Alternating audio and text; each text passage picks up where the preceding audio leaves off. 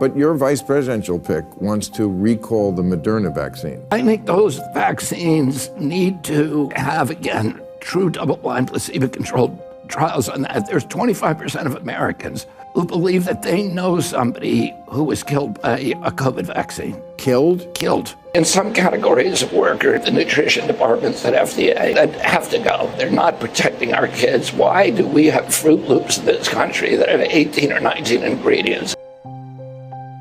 America is facing a massive problem. Literally, over 40% of adults in the US are obese. And it's not just about aesthetics. Obesity is linked to heart disease, diabetes, and skyrocketing healthcare costs. But could a political wildcard like Robert F. Kennedy Jr. actually help us turn this around? Hang in there, because today we're diving into RFK's potential strategies to tackle the obesity crisis and whether they can actually work. First, let's set the stage. The obesity epidemic in the US isn't just about people eating way too many burgers and fries. It's tied to systemic issues. Ultra-processed food, lack of physical activity, the ultra-rich food corporations not taking your well-being seriously, and even the way the healthcare system is structured. So the real question is, can RFK Jr., with his ideas, do anything to shift the tide? Now, let's talk about food. RFK has been vocal about corporate greed and the need to hold food industries accountable. President Trump was cooking at McDonald's the other day, giving people French fries, and people criticized me, and they said, well, you know, he's out there giving fast food. And I said, I don't have anything against fast food.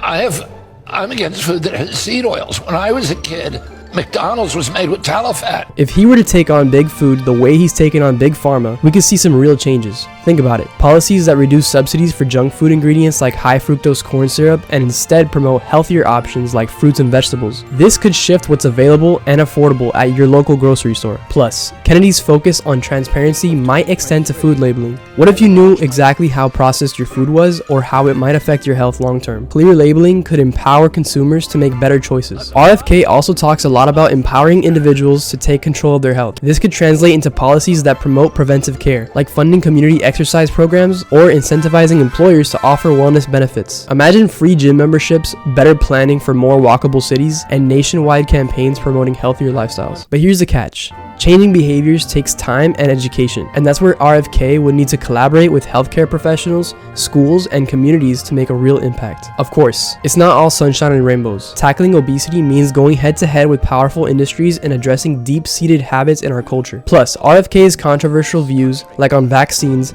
might make it harder for him to gain the trust needed to lead a public health initiative. And let's not forget, any policy changes RFK pushes would require bipartisan support, which in today's political climate is easier said than done. The big problem is corruption in our federal agencies. These agencies are now owned by big pharma, by big food, and big agriculture. Don't you want a president who's going to get the chemicals out of our food? Don't you want a president who's going to get the corruption out of Washington, D.C.? And don't we deserve a president of the United States that's going to make America healthy again?